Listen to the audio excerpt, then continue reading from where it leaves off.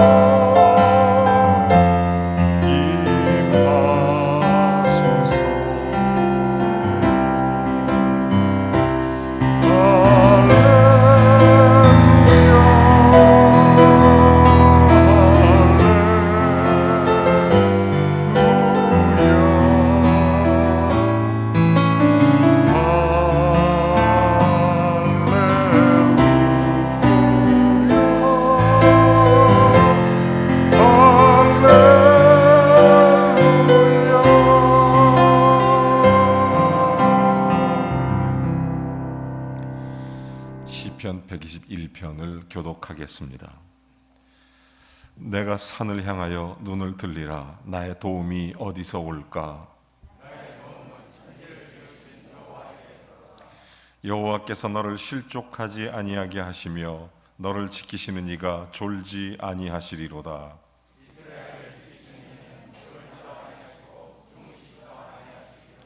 여호와는 너를 지키시는 이시라. 여호와께서 내 오른쪽에서 내 그늘이 되시나니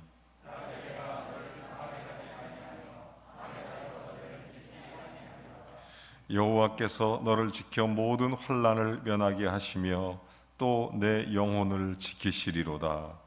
여호와께서 너의 출입을 지금부터 영원까지 지키시리로다. 아멘. 자리에 앉아 주시기 바랍니다.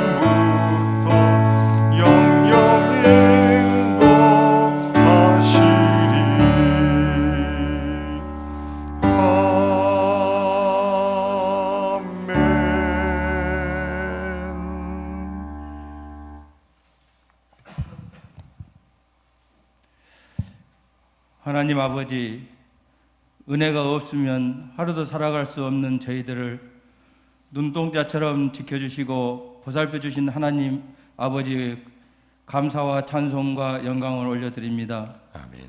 세상 살면서 알고 짓고 모르고 지은 죄를 예수님 십자가의 보혈로 용서해 주시고 우리의 죄를 깨끗이 씻어 주셔서 감사합니다. 아멘. 우리는 형제요 자매라 일컬음을 주셨는데 형제의 삶을 돌아보지 못했고 관심 가져보지 못했음을 고백합니다. 주님. 이웃을 내 몸과 같이 사랑하라 하셨는데 사랑하지 못했음을 고백합니다. 이 시간을 통해 용서를 구하옵나니 용서하여 주옵소서. 아멘. 2021년도 이제 얼마 남지 않았습니다.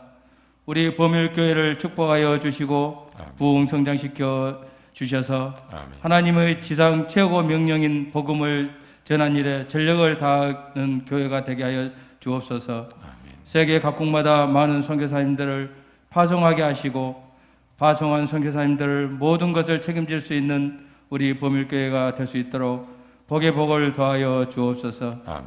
이 시간 말씀을 전하시는 주의 종의 입술에 성령의 기름을 부어 주셔서 말씀이 능력이 있게 하시고 말씀을 듣는 우리의 심령이 변화받아 하나님의 복음의 파수꾼이 되게 하옵소서. 아멘.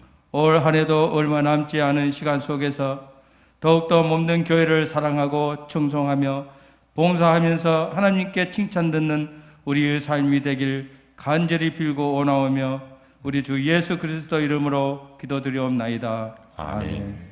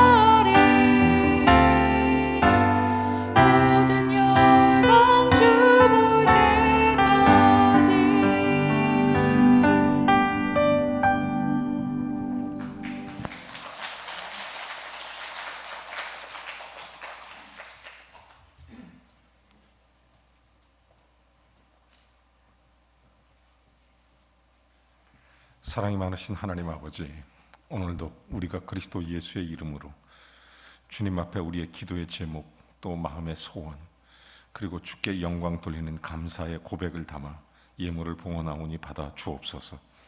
생명 되신 주님께서 우리 교회를 통해 우리의 이웃의 생명을 살리게 하시고 그리스도의 복음을 땅끝까지 전파케 하시며 또한 하나님 나라의 일들을 확장시켜가는 거룩한 일에 쓰임받게 하여 주시옵소서. 이 사명 감당토록 우리 성도님들 영권, 인권, 물권 더하여 주시고 그리스도 예수의 선한 일들로 저들의 삶을 채우사 하나님께 영광이고 모든 사람들에게 그리스도의 기쁨이고 자랑이게 하여 주시옵소서. 자비로우신 하나님, 오늘 이 시간 간절히 간구하옵는 것은 연약한 자를 고쳐주시고 부족한 것을 채워주시고 성도들 삶의 자리마다 은혜를 더하여 주옵소서. 특별히 객지, 외국, 타지, 군대, 병원, 하나님 어떤 처소에 있든 하나님 동일한 은혜로 우리 사랑하는 성도를 지켜주시고 무엇보다 아직도 우리 모든 성도들 가운데 정말 온라인으로 예배할 수밖에 없는 그런 환경 속에서 온라인 예배를 드리고 있는 우리 성도님들 불꽃 같은 눈으로 살펴주시고 눈동자처럼 지켜 보호해 주시며 평안하고 그리스도의 즐거움으로 채워 주시옵소서. 특별히 간구하옵는 것은 우리 사랑하는 원로 목사님 건강을 회복시켜 주셔서 그리스도 예수를 위한 믿음의 길을 걷기에 부족함이 없도록 성령 하나님 일으켜 주옵소서.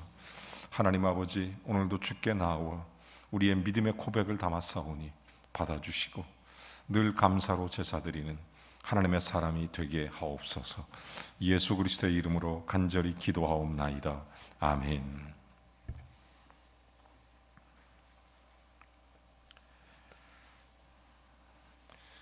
다음 주일은 우리 교회가 범일 침례교회가 드리는 추수감사주일로 지켜지게 됩니다. 한 해 동안의 모든 일들에 대한 깊은 감사로 주께 나아가는 복된 시간이 되기를 원합니다. 2021년 플래싱 10 라이프를 매달 2주간씩 진행을 해왔습니다. 2021년 마지막 블레싱 10 라이프가 되겠습니다. 새벽 5시 30분입니다. 지난 11달 동안 함께하지 못했다면 마지막 한 달이라도 꼭 새벽에 오셔서 같이 기도하고 같이 찬송하고 같이 주를 바라볼 수 있는 은혜가 있게 되기를 간절히 원합니다. 135차 작전 기도회가 12월 첫째 주일 매일 밤에 있습니다.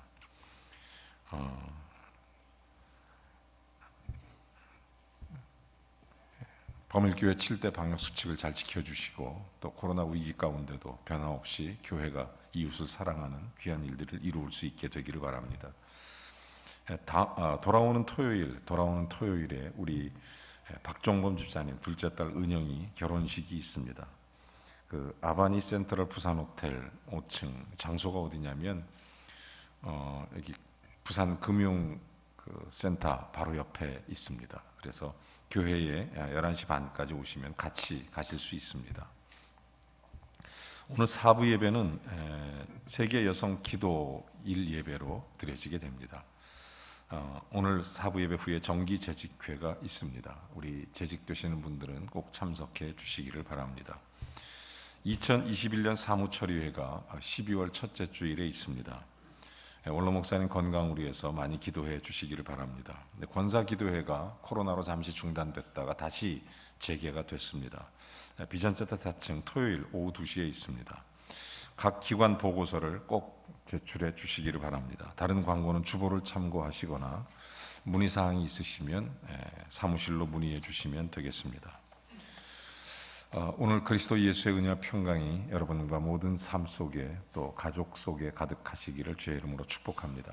우리 서로 옆 사람 인사 한번 해보겠습니다. 사랑합니다. 축복합니다. 아멘. 아멘. 할렐루야. 할렐루야. 할렐루야. 한 번 더 하죠. 사랑합니다. 축복합니다. 아멘. 아멘. 아멘. 아멘.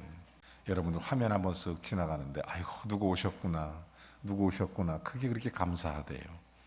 근데 뻣뻣하게 인사도 안 하고 진짜 매력 없어. 우리 한번 같이 다시 한번 인사해 보겠습니다. 할렐루야. 할렐루야. 사랑합니다. 축복합니다. 아멘. 아멘. 할렐루야. 할렐루야. 할렐루야. 예, 할렐루야. 감사합니다. 하나님 말씀을 봉독해 올리겠습니다. 하나님 말씀 누가복음 17장 11절부터 19절까지 말씀. 누가복음 17장 11절부터 19절까지 말씀. 우리 같이 한번 읽겠습니다. 한번 쭉 같이 한번 읽으시죠. 귀한 말씀 같이 읽겠습니다. 시작. 예수께서 예루살렘으로 가실 때에 사마리아와 갈릴리 사이로 지나가시다가 한 마을에 들어가시니 나병 환자 10명이 예수를 만나 멀리 서서 소리를 높여 이르되 예수 선생님이여 우리를 불쌍히 여기소서 하거늘 보시고 이르시되 가서 제장들에게 너희 몸을 보이라 하셨더니 그들이 가다가 깨끗함을 받은지라. 그 중에 한 사람이 자기가 나은 것을 보고 큰 소리로 하나님께 영광을 돌리며 돌아와 예수의 발 아래에 엎드려 감사하니 그는 사마리아 사람이라. 예수께 대답하여 이르시되 10사람이 다 깨끗함을 받지 아니하였느냐? 그 9은 어디 있느냐? 이 이방인 외에는 하나님께 영광을 돌리러 돌아온 자가 없느냐 하시고 그에게 이르시되 일어나 가라 내 믿음이 너를 구원하였느니라 하시더라. 아멘.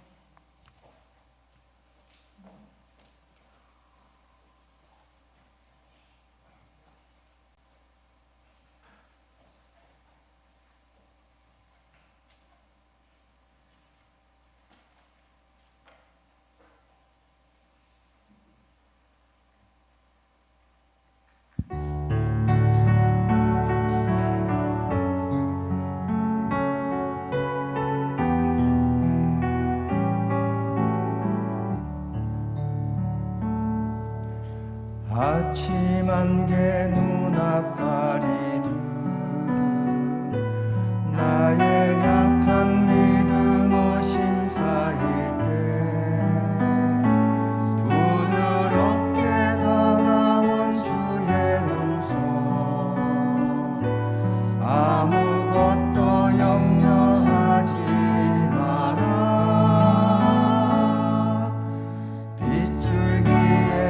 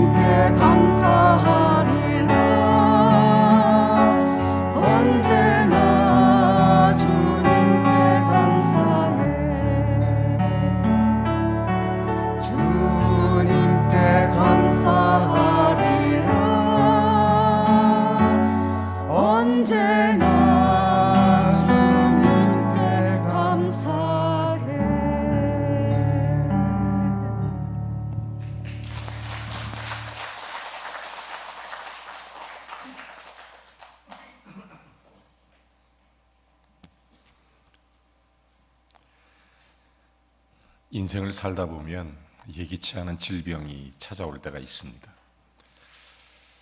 저는 현대인들에게 가장 무서운 질병이 있다면 혈액 관련, 또 그 다음에 각종 암질환, 원치는 않지만 그렇게 찾아올 때 여러 가지 참 힘든 상황을 맞이합니다. 그 사람들은 그것을 예방하기 위해서 노력도 하고 또 검진도 받고 또 최선의 백방의 일을 다하고 있지만, 문명이 발달되고 의술이 발달됐음에도 불구하고 또 각종 질병으로 인해서 사망하는 그런 경우도 정비례하고 있다는 것, 참 아픈 비극이고 우리 인간이 겪을 수 있는 그런 불행이다, 이렇게 생각하지 않을 수 없습니다. 이 세상에 보면 뭐 폐병도 있고 뭐 각종 암도 있지만 제일 무서운 병이 있다면 저는 개인적으로 문둥병이라고 생각합니다. 소위 한센병.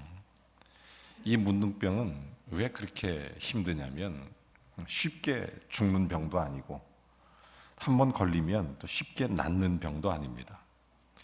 지금은 이 문둥병자를 잘 볼 수 없지만 집단 수용해서 과거에는 그렇게 어렵지 않게 볼 수 있는 그런 경우도 많이 있었습니다. 저는 문둥병자 하면 제일 먼저 생각나는 게 신혼여행을, 제가 부산으로 결혼하고 왔었는데 택시를 타고 이제 신혼여행지를 이렇게 구경하려고 마음 먹고 아침에 일찍 출발했는데, 마침 택시 기사 하시던 그 선생님께서 저한테 어디서 왔냐고, 그래서 제가 어느 대전이 집인데 여기 부산으로 신혼여행 왔다고 그랬더니 그분이 하시는 말씀이 뭐하는 총각이 뭐하는 신랑이냐고.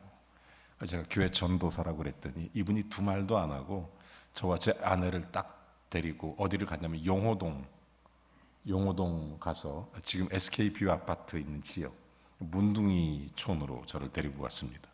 신혼여행 온 사람한테 저를 데리고 간 곳이 문둥이. 제 기억으로는 그 당시 도로 포장이 안 돼 있었고 땅이 질퍽거리는데 양계장이 아주 많이 있었습니다. 닭이 많이 길러졌고 거기서 알을 많이 생산해서 저한테 소개하기를 이 알이 전국으로 이렇게 배송된다, 이렇게 소개를 해줬는데 그곳이 문둥이촌이었습니다. 문둥이촌. 그래서 제가 신혼여행 와서 신혼여행지가 문둥이촌이었었어요. 그래서 그분들 얼굴을 지금도 생생히 기억합니다. 그분들이 사는 모습을 볼 수 있었습니다. 평생 목회하면서 그때 경험이, 그들의 아픔, 집단 격리해야만 하는 그들의 슬픔, 그것을 짧은 시간이지만 아주 깊게 느꼈던 그런 시간이었습니다.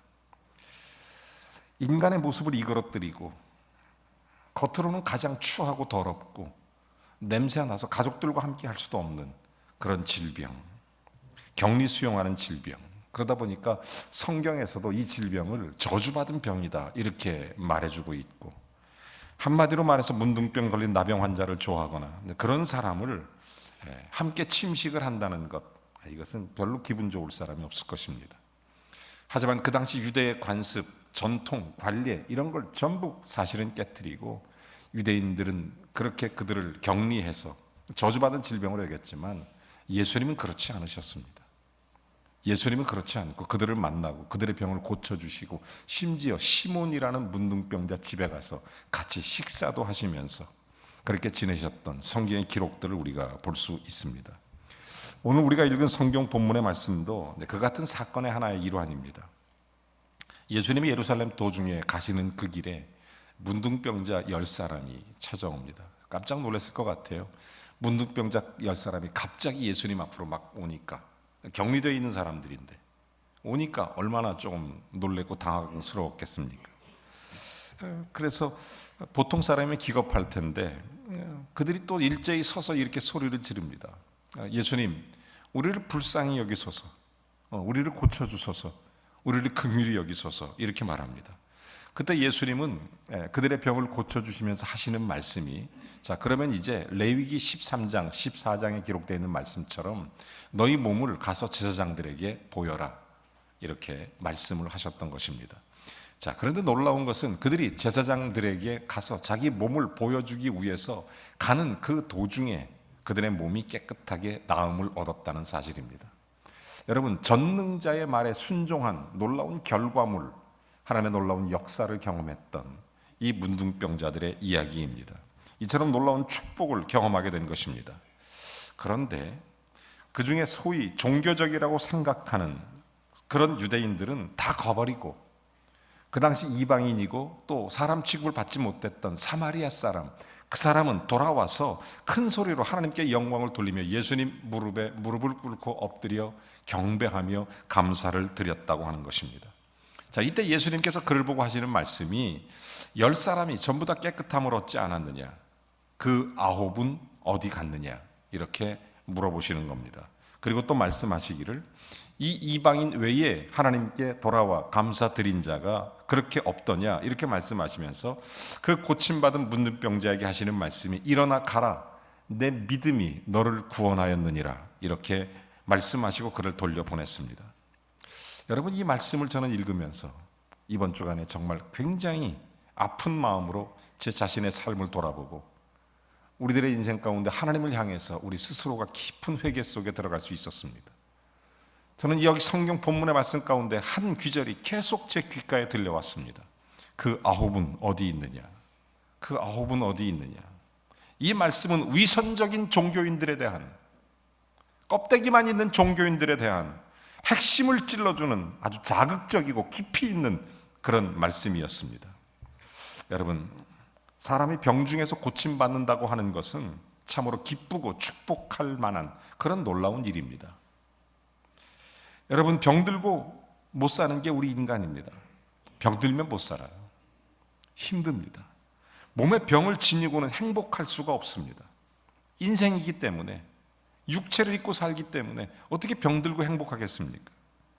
더욱이 난치병, 그것도 사람과 함께 섞여 살 수 없는 이 문둥병, 한센병, 여기서 고침받았다고 하는 것, 이것이 어떻게 작은 일이겠습니까? 굉장히 큰 일입니다. 그럼에도 불구하고 그 무서운 병에서 고침받은 이 9명의 문둥병자는 한마디의 감사도 없이 그저 각기 제 길로 가버렸다고 하는 것은 이건 좀 지나치다, 이런 생각이 들 정도였습니다. 저는 그 9은 어디 있느냐, 예수님의 이 말씀 속에 예수님의 섭섭함이 그대로 묻어나왔습니다. 예수님 마음이 너무 섭섭했던 거예요. 여러분, 저는 이 말씀 속에서 제 마음에 던져진 질문이 하나 있었습니다. 너는 그런 적이 없느냐라는 것이었습니다. 여러분은 그런 적이 없으십니까? 주님의 은혜를 받았는데, 주님의 사랑을 받는데, 주님이 고쳐주셨는데, 주님이 형통케 하시는데, 주님이 일으켜주시는데, 주께서 사랑해 주시는데, 여기 돌이켜 돌아왔던 한 사람을 제외한 그 나머지 9처럼 예수님에게 그런 말씀을 들어보신 적은 없습니까? 그 9은 어디 있느냐? 여러분, 예수님 이 말씀을 왜 하셨을까요? 저는 한 4가지 이유를 생각했습니다. 첫째는 고마움을 모르는 인생, 여기에 대한 개탄스러움 때문입니다. 여러분, 인생으로 살면서 고마움을 모른다는 것은 참 답답한 일입니다. 고마움을 모른다는 것은 그 인생 자체가 불행한 자인 것이며 그 근본적인 잘못된 원인이 되는 것입니다. 문둥병의 고침을 받고 거기에 대한 고마움을 모를 사람들, 그들은 예수님의 마음을 한없이 섭섭하게 했던 사람들입니다. 예수 믿는 우리들, 적어도 이런 일만은 없어야 될 줄로 믿습니다. 여러분, 예수님을 섭섭하게 만드는 그런 성도가 되지 않기를 주님의 이름으로 부탁합니다. 우리 교회가 다음 주일이면 추수감사주일을 지키게 됩니다. 출애굽기 23장에 보면 각 나라마다 기념일이 있죠. 우리나라 3.1절, 광복절, 제헌절, 이런 거 있지 않습니까? 마찬가지로 예수 믿는 사람들, 그리스도인에게는 3가지 절기를 반드시 지키라고 성경이 명령한 게 있습니다. 그게 바로 무엇이냐면 6월절을 지켜라. 이스라엘 백성을 구원한 그 놀라운 사건을 기념하는 절기, 맥주절을 지켜라. 처음 열매를 하나님께 드리는, 그리고 수장절을 지켜라. 즉 한 해 동안의 모든 삶에 대한 깊은 감사를 가지고 우리를 지키시고 돌보신 감사를 잊지 말고 하나님의 은혜를 생각하며 감사의 절기 수장절을 지키라고 분명히 명령했습니다. 그리고 그 수장절은 반드시 성전에서 지키라고 성경이 명령하고 있습니다. 사랑하는 성도 여러분, 저는 이 명령 속에서 그리스도인들에게 꼭 지키라고 말씀하신 그 이유가 뭘까? 생각을 잘해야 됩니다. 원래 이 감사라는 것이 영어로 thanks라고 그러죠. thanks.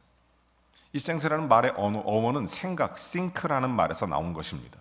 그러니까 생각, 감사는 생각에 따라 달라진다는 것입니다. 어떤 시인이 그런 얘기를 했습니다.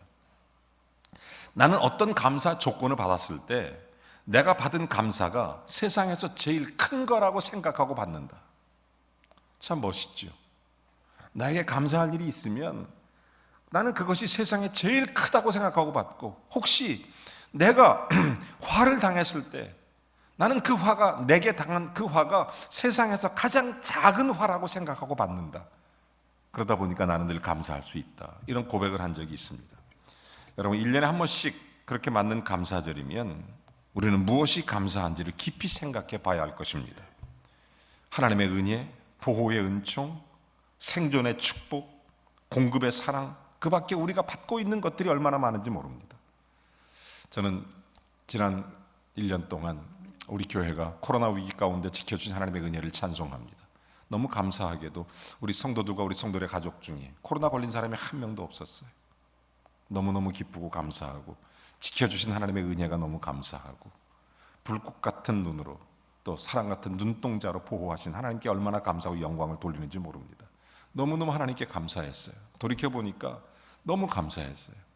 오늘 정기재직회로도 장로님들이 잠깐 모였습니다. 한 해를 돌아보는 시간을 가졌습니다. 같이 기도하는 가운데 우리 장로님들이 함께 이구동성으로 함께 느끼는 것은 정말 감사하다. 우리 교회를 지켜주신 하나님의 은혜가 감사하다. 사랑하는 여러분, 우리가 정말 하늘을 두루마리 삼고 바다를 먹물 삼아도 그 크신 하나님의 은혜와 사랑을 어떻게 다 기록할 수 있겠습니까?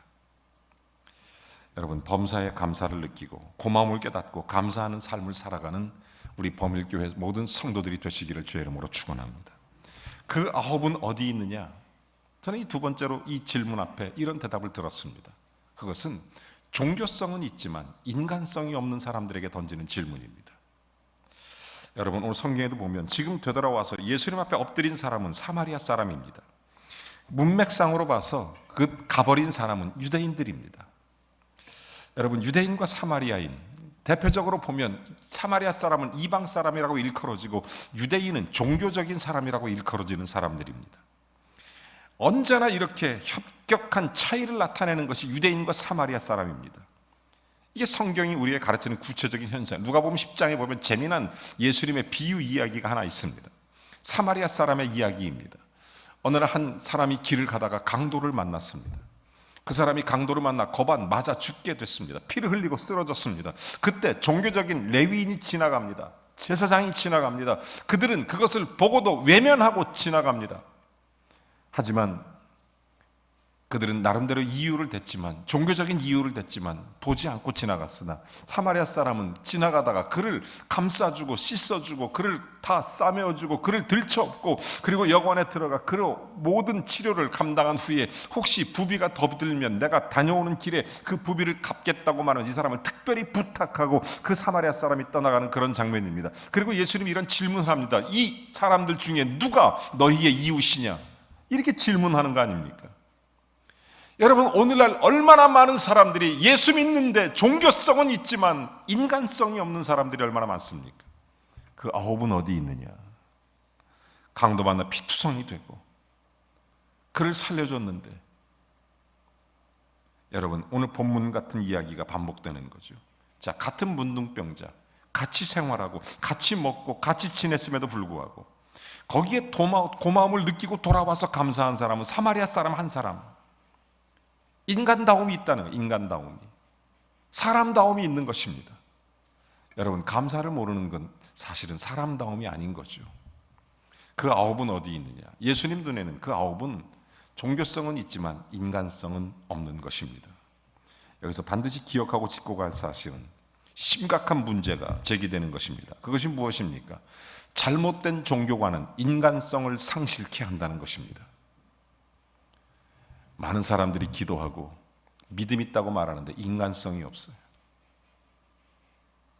잘못된 종교관은 인간성을 상실시킵니다. 그래서 이단의 위험성이 거기 있어요. 잘못된 종교관은 인간성이 없어요. 고마워할지도 모르고 감사할 줄도 모르고 깊이 그걸 못 느끼는 거예요.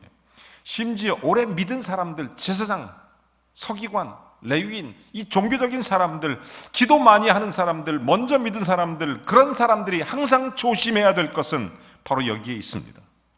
종교성은 있지만 인간성을 잃어버리면 안 돼요. 여러분, 늘 그리스도의 마음을, 그리스도의 사랑을 충만히 넘치게 갖는 복된 성도들이 되시기를 바랍니다. 마가복음 7장 11절에 보면 재미난 얘기가 하나 나옵니다. 어느 날 예수 믿는 사람들, 하나님 믿는 사람들이 부모님께 효도한다고 말하면서, 그래서 이것을 잘하도록 율법의 구체적인 하나의 조례를 만들어 놓는데, 그 제도가 뭐냐면 고르반이라는 제도입니다.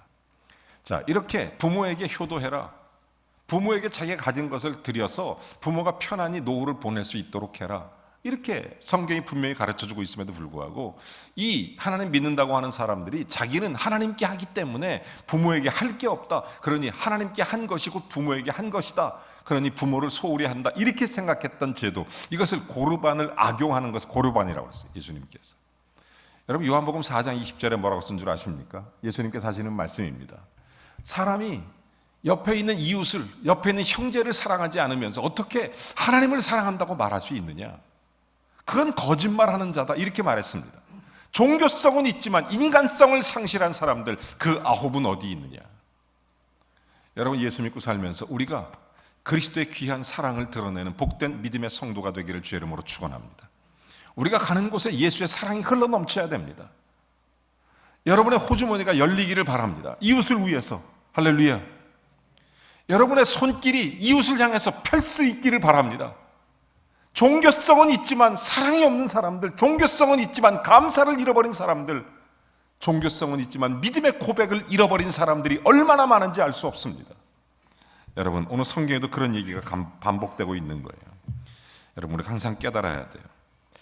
예수 잘 믿는다고 생각하는 우리들이라면 생활을 깨끗이 하고 오래 믿었다고 해서 훌륭한 게 아니고, 종교성은 있지만 인간성 상실하면 안 되니까 정말 주의 따뜻함이 있기를 바랍니다. 감사할 줄 아세요. 부모님께 더 효도하시고 더 감사할 줄 아세요. 자녀들에게도 고마움을 늘 갖고. 저는 세 번째로 그 아홉은 어디 있냐, 이 질문 앞에 이런 대답을 듣습니다. 그것은 힘들 때 같이 하더니 문제를 해결하고 난 다음에 쓸쓸히 자기 혼자 다 떠나가고 마는 이 9명을 찾는 예수님의 목소리입니다. 이 사람의 10살의 문둥병자, 저는 그것이 성경이 말해준 대로 건강한 사람입니다. 자, 서로 원수로 지낼 수밖에 없는 유대인과 사마리아 사람 혼성팀이었습니다. 힘들 때는 같이 했습니다. 그런데 다시 원래대로 돌아가니까 다시 그들은 유대인은 유대인대로 가고 사마리아 사람만 돌아왔다는 것입니다. 그들은 다 같이 불치병이라는 것으로 다 같이 힘든 시간을 보냈습니다. 그때는 같이 했습니다. 근데 문제를 해결하고 나니까 다시 돌아간 것입니다. 그 아홉은 어디 갔느냐? 필요할 때는 기도하고 다시 세상으로 돌아가는, 하나님께 정말 믿음의 고백으로 간절히 의탁하고 그리고 다시 원래 원위치로 세상적으로 나아가는 그 아홉은 어디 있느냐? 예수님의 놀라운 말씀입니다. 그들은 각기 제 길로 갔습니다. 그들은 사랑을 잃어버렸습니다. 각자 자기들이 하고 있는 일을 하는 것입니다.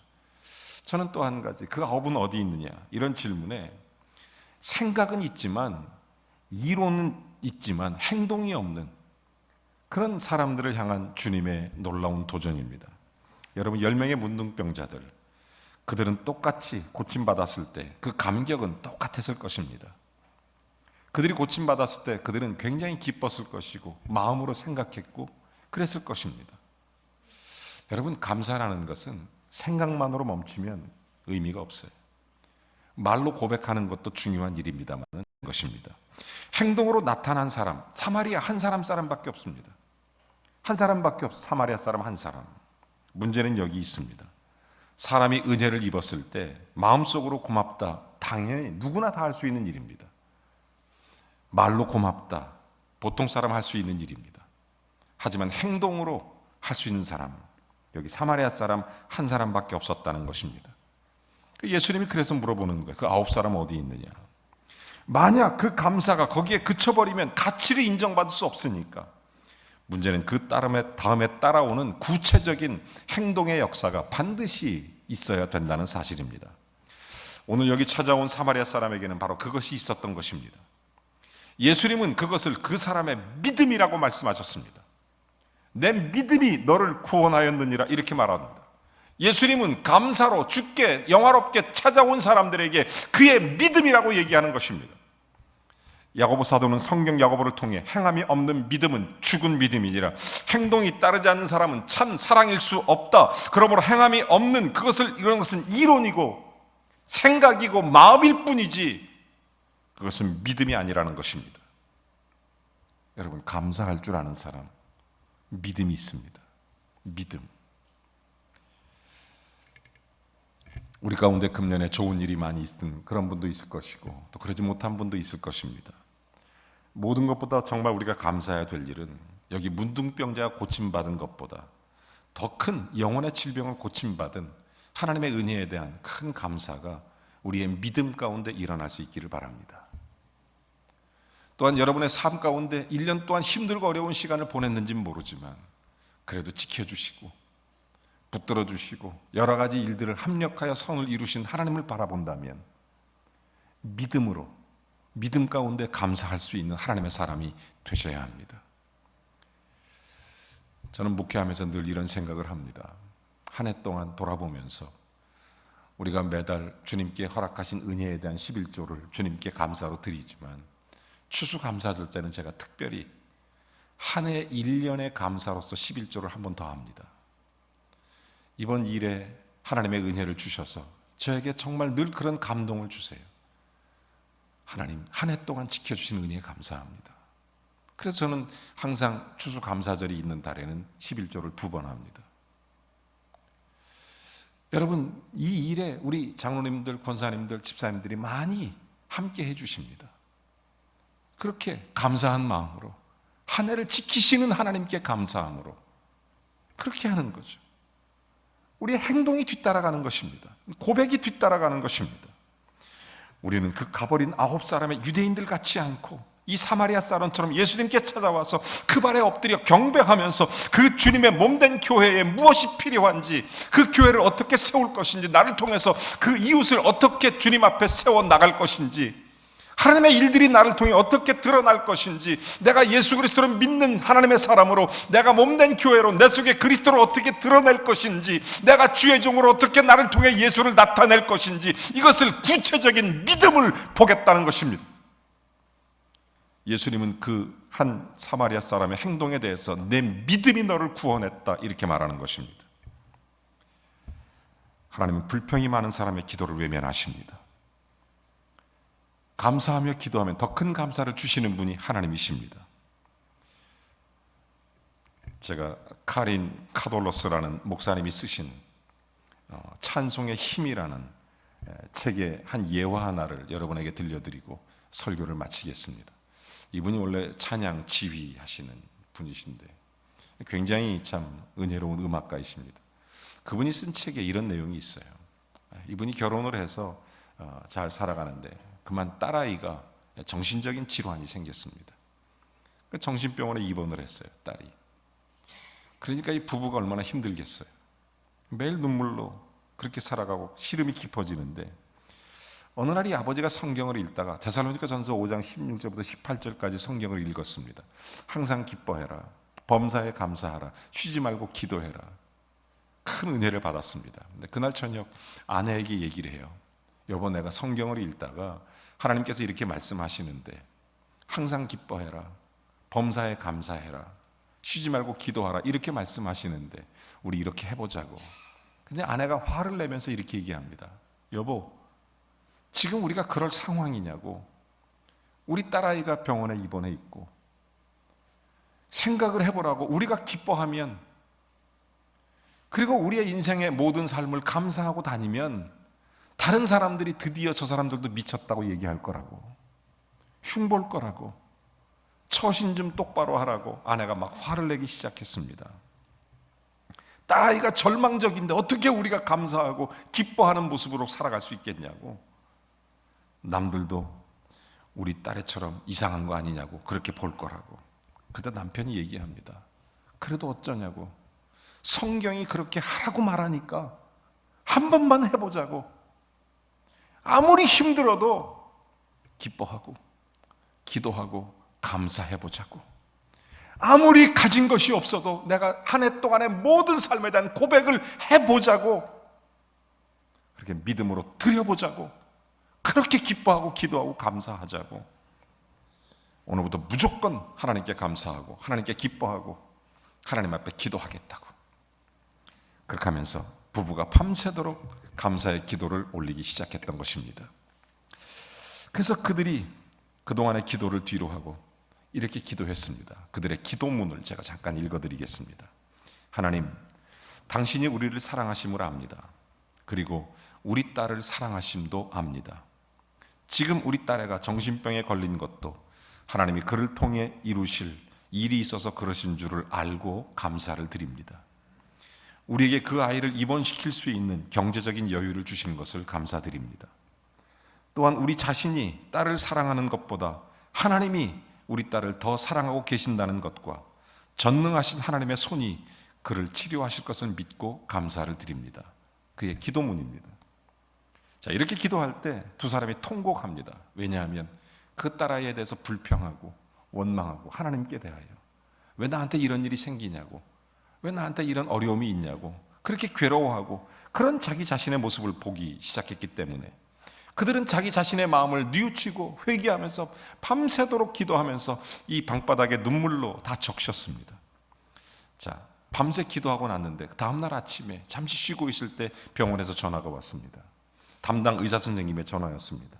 신기하게 아이의 병세가 호전됐다는 것입니다. 정신이 맑아지기 시작했다는 겁니다. 그리고 2주일 있다가 그 아이가 퇴원을 했습니다. 너무너무 감사하고 기쁘죠. 완치했습니다. 나중에 이 아이는 얼마 후에 결혼까지 했고 행복한 가정을 이루게 되었다는 이야기가 찬송의 힘이라는 그 책에 나오는 예화입니다. 여러분, 정말로 여기 돌아왔던 사마리아 한 사람의 그 마음을 모르시겠습니까? 혹시 여러분은 그 9은 어디 있느냐? 그 예수님의 질문이 여러분의 귀에 들리지 않습니까? 여러분은 그렇게 그 9명에 속한 채로 사신 적 없으십니까? 아니, 지금도 혹시 그렇게 살고 계십니까? 저에게 들려주시는 주님의 음성, 그 9은 어디 있느냐? 저는 정말 회개하는 한 주간을 보냈습니다. 하나님, 내가 그 9에 속한 자로 살았다면 용서해 주십시오. 진심으로 감사하며 하나님께서 내 삶에 베푸신 하나님의 은혜를 찬송하며 살게 해 주십시오. 여기 주께 돌아와 엎드려 경배하는 사마리아 사람처럼 주님, 종교성은 있지만 인간성을 상실한 그런 모습으로 살지 않도록 그렇게 기도했어요. 고마움을 모르는, 감사함을 모르는 그런 사람으로 살지 않도록, 힘들고 어려울 때는 기도하다가 편안하고 좋을 때는 놓아버리는 그런 사람으로 살지 않도록, 이론만 있고 행동이 없는 그런 사람으로 살지 않도록 우리의 삶이 정말 주님 앞에 감사하는 자가 되도록, 하나님의 은혜에 감사하는 자, 예수님 앞에 나가서 경배하며 주를 높이며 찬송하며 그 주님의 몸된 교회를 위해 내 육신에 남은 고난을 채워가며 주의 영광을 위해서 내 삶을 드리며 내 속에 있는 그리스도를 드러내기 위해서 내 향유 옥합을 깨트릴 수 있는 그런 사람, 주께 감사할 수 있는 사람, 그 9은 어디 있느냐? 예수님의 질문이 끝없이 들리는 한 주간이었습니다. 사랑하는 성도 여러분, 오늘 주님께서 우리를 찾아오십니다. 그리고 우리의 질병을 고쳐주십니다. 우리의 삶을 형통케 하십니다. 문둥병자를 고치듯 우리의 인생과 삶에 그리스도가 은혜를 주셔서 저와 여러분의 생명을 구원하십니다.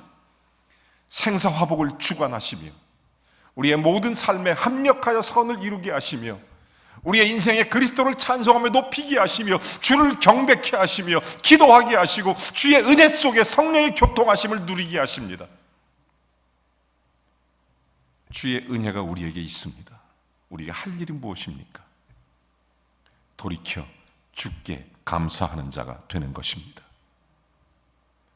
여기 그 아홉은 어디 있느냐는 이 아픈 질문을 예수님께 받아보면서 우리 모두가 한평생 주님 앞에 감사함으로 거룩한 흔적을 남기는 복된 믿음의 성도로 승리케 되시기를 주님의 이름으로 축원합니다. 우리 찬송과 함께 부르겠습니다. 찬송가 429장 찬송입니다. 말씀 생각하시면서 주의 은혜를 깊이 감사하는 마음으로 우리 함께 찬송합니다.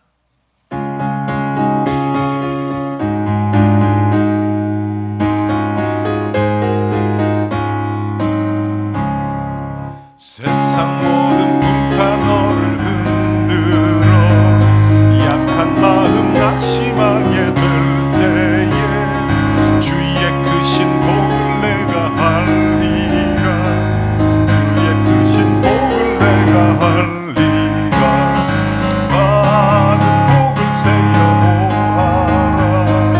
크신 복을 내가 할리라. 받은 복을 세어 보아라.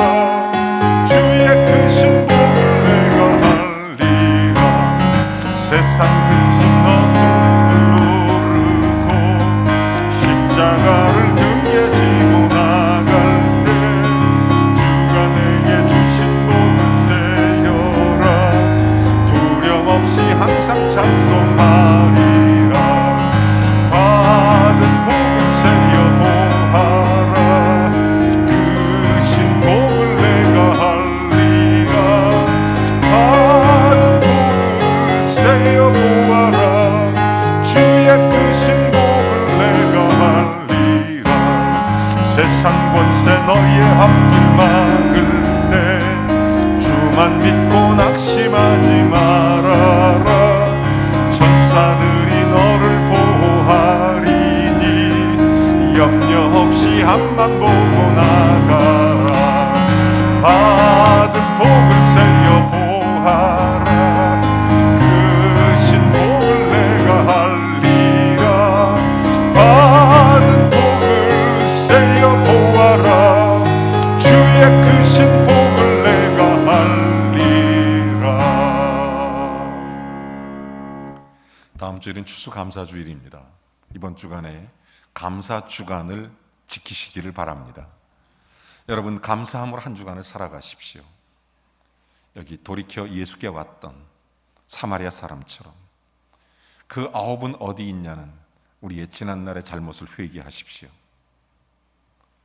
주님의 은혜에도 불구하고 종교성만 살아있고 인간성을 상실하고 고마움을 잊어버린 채 살았던 우리들의 모습이 있다면 이번 주간에 겸손히 주님 앞에 기도하십시오. 그리고 주께 나아와 참된 감사로 주께 영광을 돌리시기를 바랍니다. 이 시간 우리 다 같이 일어나서 함께 찬양하고 기도로 예배를 마치겠습니다.